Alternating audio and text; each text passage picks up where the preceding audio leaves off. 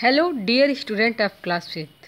बच्चों, आज हम हिंदी व्याकरण के अंतर्गत पाठ 9 काल का अध्ययन करेंगे। तो बच्चों, आप देखिए, यहाँ कुछ वाक्य दिए गए हैं और इनकी क्रिया पर आप ध्यान दीजिएगा। नीलिमा कोलकाता गई थी, मैं मुंबई जा रही हूँ, तुम वहाँ कब जाओगे। इन वाक्यों की क्रियाओं को बच्चों ध्यान से देखिए। इनकी क्रियाएं अलग अलग समय की हैं। जैसे नीलिमा कोलकाता गई थी हमें बीते हुए समय का बोध कराता है कि यह कार्य बीते हुए समय में हुआ है। मैं मुंबई जा रही हूँ और जा रही हूँ यह हमें वर्तमान समय में कार्य के होने का बोध करा रहा है, अर्थात यह कार्य वर्तमान समय में हो रहा है। तुम वहाँ कब जाओगे। अब जाओगे शब्द हमें आने वाले समय में कार्य के होने का बोध करा रहा है कि यह कार्य आने वाले समय में होगा। तो इन वाक्यों में समय अलग अलग है। तो इससे बच्चों हमें यह ज्ञात होता है कि क्रिया के जिस रूप से उसके होने के समय का पता चले उसे काल कहते हैं। अर्थात काल को बच्चों हम साधारण शब्दों में समय भी कह सकते हैं।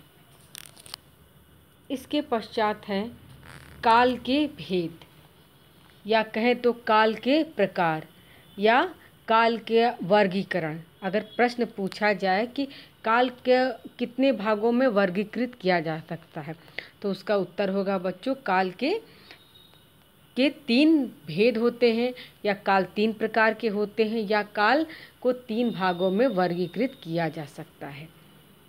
पहला है वर्तमान काल, दूसरा भूतकाल, तीसरा भविष्यत काल। सबसे पहले बच्चों हम जानेंगे वर्तमान काल क्या होता है। वर्तमान का अर्थ होता है चल रहा समय।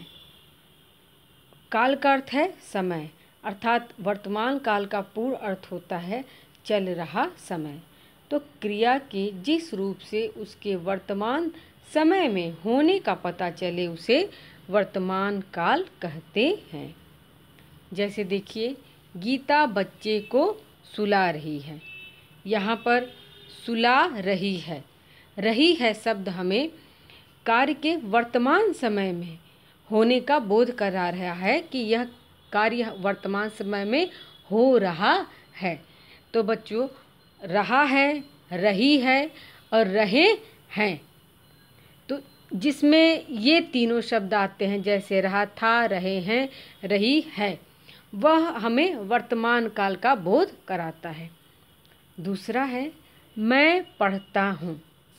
अब पढ़ता हूँ अंत में बच्चों देखिए, पढ़ के साथ ता प्रत्यय आया है और हूँ, तो यह भी हमें वर्तमान समय में कार्य के होने का बोध करा रहा है कि मैं वर्तमान समय में पढ़ता हूँ या पढ़ रहा हूँ। तो बच्चों देखिए, जैसे पढ़ के साथ ता हूँ, ती हूँ या पढ़ती हूँ या पढ़ते हैं, तो यानी ता, ती और ते के साथ हूँ आता है या है आता है, तो वह भी हमें वर्तमान काल का बोध कराता है। तो इससे बच्चों हमें यह पता चलता है कि जिस वाक्य के अंत में रहा है, रही है, रहे हैं या ता, ती, ते आता है, वह वाक्य हमें वर्तमान काल का बोध कराता है। तो अर्थात हम यह कह सकते हैं कि क्रिया का वह रूप जिससे हमें वर्तमान समय में कार्य के होने का पता चलता है, वर्तमान काल कहलाता है। उसके पश्चात है बच्चों भूतकाल।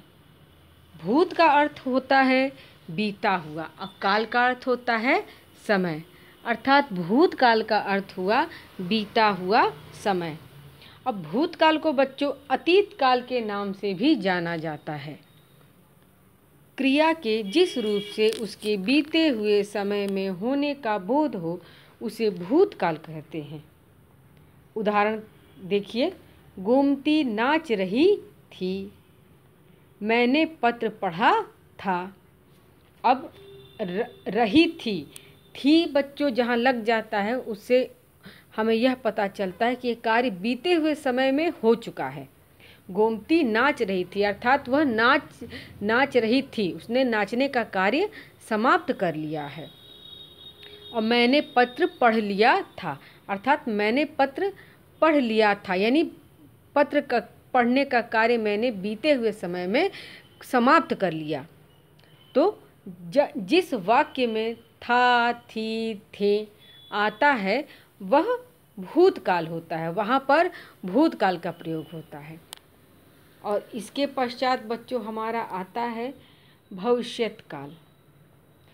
भविष्यत का अर्थ होता है आने वाला समय, अर्थात क्रिया के जिस रूप से उसके आने वाले समय में होने का पता चले उसे भविष्यत काल कहते हैं। जैसे आज बारिश होगी, कल मेरा जन्मदिन मनाया जाएगा। अब पहला है आज बारिश होगी, इससे हमें इस वाक्य में हमें यह पता चलता है कि बारिश आने वाले समय में होगी। और कल मेरा जन्मदिन मनाया जाएगा, इस वाक्य में भी हमें यह पता चलता है या बोध होता है कि यह कार्य आने वाले समय में होगा। तो जिन वाक्यों में बच्चों कार्य के आने वाले समय में होने का पता चलता है उसे ही कहते हैं भविष्यत काल।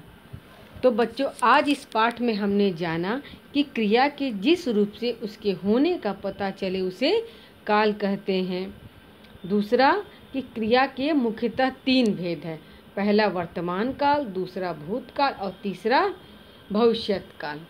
तो बच्चों इसी के साथ यह पाठ समाप्त होता है, परंतु आप इस पाठ को एक बार स्व अध्ययन करेंगे और पढ़ाई पर ध्यान दीजिए और घर में रहिए, सुरक्षित रहिए।